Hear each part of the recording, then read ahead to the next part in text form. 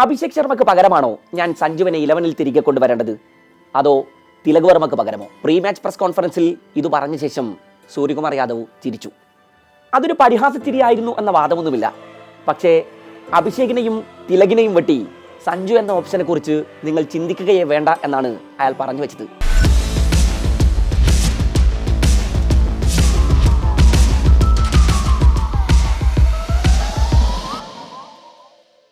Top ഓർഡറിൽ 3 left ഹാൻഡർമാർ, 11-ൽ ആകെ 6 പേർ ഇടങ്കയ്യന്മാർ. ലോകകപ്പിൽ ഇത്തിരി കുഞ്ഞന്മാർ എന്ന ടാഗ്ലൈനിൽ എത്തിയ ടീമുകൾ പോലും വലിച്ചു പുറത്തിട്ട ഇന്ത്യൻ സംഘത്തിൻ്റെ വീക്ക്നസ്സുകൾ ഗ്രൂപ്പ് റൗണ്ട് കഴിഞ്ഞപ്പോൾ തന്നെ സകലർക്കും ബോധ്യമായതാണ്. അവിടെ ഉപേക്ഷിച്ച് പോരണമായിരുന്നു സകല പിഴവുകളെയും. ഒരു ലോജിക്കുമില്ലാതെ ഇന്ത്യൻ ടീമിൽ പല പരീക്ഷണങ്ങളും നടത്തി പരിചയമുള്ള ജി ഇക്കുറി വിന്നിംഗ് കോമ്പിനേഷനിൽ അങ്ങ് ഉറച്ചു നിൽക്കാൻ തീരുമാനിച്ചു. പലരും നിരന്തരം പരാജയപ്പെട്ടിട്ടും. ആർക്കെതിരെയൊക്കെ ആയിരുന്നു ഗ്രൂപ്പ് ഘട്ടത്തിലെ വിജയങ്ങൾ എന്നുകൂടി ആലോചിക്കണം. ആ വിജയങ്ങളിൽ തന്നെ ടീമിൻ്റെ പിഴവുകൾ പലതും പുറത്തു ചാടിയതാണ്. നമീബിയക്കോ നെതർലൻഡ്സിനോ USA-ക്കെതിരെയോ പോലും ഒരു കംപ്ലീറ്റ് ഡൊമിനൻസ് നമുക്കുണ്ടായിട്ടില്ല എന്ന കാര്യം മറന്നു പോകരുത്. ലോക ക്രിക്കറ്റിൽ അത്രക്കങ്ങനെ ആർക്കും സുപരിചിതമല്ലാത്ത ഓഫ് സ്പിന്നർമാർ പലരും ഇന്ത്യയുടെ പിഴവുകളെ എക്സ്പോസ് ചെയ്തു. ടൂർണമെൻറ്റിലേക്ക് ഹോട്ട് ഫേവറേറ്റുകളായി എത്തിയതാണ്. ഗ്രൂപ്പ് റൗണ്ട് കഴിഞ്ഞപ്പോൾ തന്നെ ഈ പാത ഇനി അത്ര എളുപ്പമല്ലെന്ന് ബോധ്യമാവേണ്ടതായിരുന്നു. ഇന്നലെ ടോസിന് ശേഷം ടീമിലെ ചേഞ്ചുകളെ കുറിച്ച് ചോദിച്ചപ്പോൾ അക്സർ പട്ടേൽ പുറത്തിരിക്കും എന്നും വാഷിംഗ്ടൺ സുന്ദർ തുടരുമെന്നുമാണ് സ്കൈ പറഞ്ഞത്.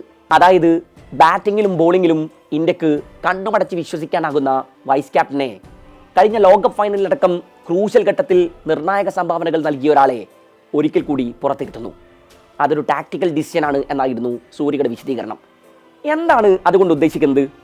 സൗത്ത് ആഫ്രിക്കൻ ടോപ്പ് ഓർഡറിലെ ലെഫ്റ്റ് ഹാൻഡർമാരായ ക്വിൻ്റൻ ഡീകോക്കിനെയും റിയാൻ റിക്കിൾട്ടനെയും വീഴ്ത്താനാണ് ആ ട്രംപ് കാർഡ്. പക്ഷേ ജസ്പ്രീത് ബുംറ സുന്ദർ പന്തെടുക്കുന്നതിന് മുമ്പേ ആ പണി അങ്ങ് തീർത്തിരുന്നു. പിന്നെ വാശിക്ക് പന്ത് കൊടുത്തത് വെറും 2 ഓവർ. 4 ഓവർ കഴിയുമ്പോൾ 20-3 എന്ന നിലയിലേക്ക് കൂപ്പുകുത്തിയ പ്രോട്ടിയാസ് പിന്നെ ഉയർത്തെഴുന്നേറ്റത് എങ്ങനെയാണ്? ഇന്ത്യയുടെ കയ്യിലുണ്ടായിരുന്ന കളിയെ ഡേവിഡ് മില്ലറും ഡെവാൾ ബ്രേവിസും ചേർന്ന് തട്ടിപ്പറിച്ചത് എങ്ങനെയാണ്? 3 വിക്കറ്റുകൾ വീണ് നിൽക്കെ പവർ പ്ലേയിൽ തന്നെ വരുൺ ചക്രവർത്തി എത്തുന്നു.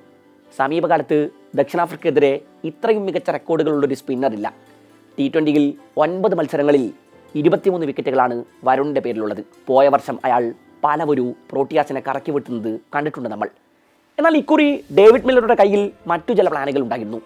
മിഡിൽ ഓവറുകളിൽ ഇന്ത്യക്കായി ക്രൂഷ്യൽ വിക്കറ്റുകൾ നേടുകയും റണ്ണൊടുക്ക് കുറയ്ക്കുകയും ഒക്കെ ചെയ്യുന്ന വരുൺ ചക്രവർത്തിയെ മില്ലറും ബ്രവിസും ചേർന്ന് തുടരെ ഗാലറിയിലേക്ക് പായിച്ചു. 4 ഓവർ എറിഞ്ഞ് പൂർത്തിയാക്കുമ്പോൾ 47 റൺസ് അയാൾ ദക്ഷിണാഫ്രിക്കൻ സ്കോർ ബോർഡിന് സംഭാവന നൽകിയിരുന്നു. അർദ്ധ സെഞ്ചുറിക്ക് 3 റൺസ് അകലെ നിർത്തി. ഡെത്ത് ഓവറുകളിൽ ജസ്പ്രീത് ബുംറ കളി തിരികെ കൊണ്ടുവന്നതായിരുന്നു. ബൗണ്ടറികൾ ഒന്നും വഴങ്ങാതെ 2 ഓവറുകൾ അയാൾ എറിഞ്ഞു പൂർത്തിയാക്കുന്നു.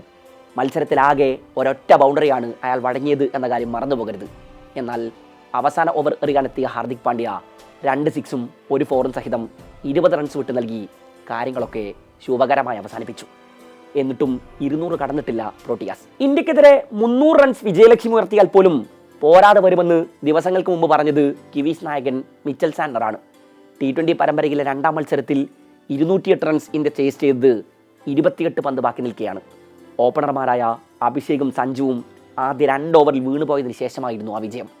ഇക്കുറി ഇന്ത്യയുടെ ടോപ്പ് ഓർഡർ 3 ലെഫ്റ്റ് ഹാൻഡർമാരെ കുത്തി നിറച്ചതാണ്. 1 ഡൗൺ പൊസിഷനിൽ ഒരു കാലത്ത് നന്നായി പെർഫോം ചെയ്തുകൊണ്ടിരുന്ന സൂര്യകുമാർ യാദവ് തിലക് വർമ്മക്ക് വേണ്ടി അത് ബലികഴിച്ച ശേഷം പിന്നെ ആ പൊസിഷനിലേക്ക് അധികം കയറി വരാറില്ല. ടാക്ടിക്കൽ ഡിസിഷനുകൾ എടുക്കേണ്ട സമയത്ത് എടുക്കണം. കളി തോറ്റു നിൽക്കുന്ന സമയത്ത് ഗ്രൗണ്ടിലേക്ക് ഇറങ്ങി വന്ന് ഉപദേശം നൽകിപ്പോയാൽ നഷ്ടപ്പെട്ടതങ്ങ് തിരികെ പിടിക്കാമെന്നൊക്കെ തോന്നുന്നത് വെറുതെയാണ്. അതൊക്കെ വെറും തോന്നൽ മാത്രമാണ്. ആദ്യ ഓവറിൽ തന്നെ ഏഡൻ മാർക്രം ഇന്ത്യക്കെതിരെ പന്തെടുക്കുന്നു. കളിയിലാകെ ഒറ്റ ഓവറെ അയാൾ എറിഞ്ഞിട്ടുള്ളൂ. അതിൽ തന്നെ അയാൾ ഇന്ത്യയിൽ നിന്നുയരാവുന്ന ഏറ്റവും വലിയ ഭീഷണി അവസാനിപ്പിച്ചു. The same strategy, off spin to the left hander. Ishan Kishan വീണു. തുടർച്ചയായ 3ാം മത്സരത്തിലാണ് ഇന്ത്യക്ക് ആദ്യ ഓവറിൽ തന്നെ ഒരു ഓപ്പണറെ നഷ്ടമാവുന്നത്, അതും ഓഫ് സ്പിന്നിനെതിരെ. അഭിഷേക് ശർമ്മ ടൂർണമെൻറ്റിൽ 2 തവണ സംപൂജനായി മടങ്ങിയത് 2 ഓഫ് സ്പിന്നർമാർക്ക് മുന്നിലാണ്. പവർ പ്ലേ അവസാനിക്കും മുമ്പേ ടോപ്പ് ഓർഡർ പൊളിഞ്ഞു. തിലകിനെയും അഭിഷേകിനെയും മാർക്കോ യാൻസൺ കൂടാരത്തിലെത്തിച്ചു. അഭിഷേക് ടച്ചിലല്ല എന്ന് ആദ്യ പന്ത് മുതൽ തന്നെ വ്യക്തമായിരുന്നു. പന്ത് കണക്ട് ചെയ്യാൻ അയാൾ വല്ലാതെ പണിപ്പെടുന്നത് കണ്ടു. പിന്നെ ആൻസന് തലവെച്ച് കൊടുത്തു. ലുങ്കി എങ്കടിയുടെ സ്ലോവർ ബോളുകൾ പിടുത്തം കിട്ടാതെ ഇന്ത്യൻ ബാറ്റർമാർ വെള്ളം കുടിച്ചു. ഒറ്റ വിക്കറ്റ് പോലും നേടിയിട്ടില്ലെങ്കിലും അയാൾക്ക് മുന്നിലാണ് ഇന്ത്യ ഇന്നലെ ഏറ്റവും അധികം പതറിപ്പോയത് എന്ന് പറയേണ്ടി വരും. 4 ഓവർ എറിഞ്ഞ എങ്കിടി 15 റൺസാണ് ആകെ വിട്ട് നൽകിയത്. T20-യിലെ ലോക 1ാം നമ്പർ ടീമിനെതിരെ 4 എക്കോണമിയിൽ താഴെ അയാൾക്ക് പന്തറിയാനായത് അവരുടെ വീക്ക്നെസ് തിരിച്ചറിഞ്ഞതുകൊണ്ടാണ്. സ്ലോവർ ബോളുകളെ എങ്ങനെ നേരിടണം എന്നറിയാതെ പകച്ചു നിൽക്കുന്ന ഇന്ത്യൻ താരങ്ങളെ ഈ ലോകകപ്പിൽ പലകുറി നമ്മൾ കണ്ടിട്ടുണ്ട്, ഇത്തിരി കുഞ്ഞൻ ടീമുകൾക്കെതിരെ പോലും. ഇന്നലെ അതുപോലുള്ള 31 പന്തുകളിൽ ഇന്ത്യക്ക് സ്കോർ ചെയ്യാനായത് വെറും 27 റൺസാണ്. അതിൽ 16 എറിഞ്ഞത് എങ്കിടിയാണ്. 3 വിക്കറ്റുകൾ വീണതും സ്ലോവർ ബോളുകളിൽ തന്നെ. ഇന്ത്യ പഠിച്ച പാഠങ്ങളിൽ നിന്ന് ഇതുവരെ ഒന്നും ഉൾക്കൊണ്ടിട്ടില്ല എന്ന് പറയേണ്ടി വരും.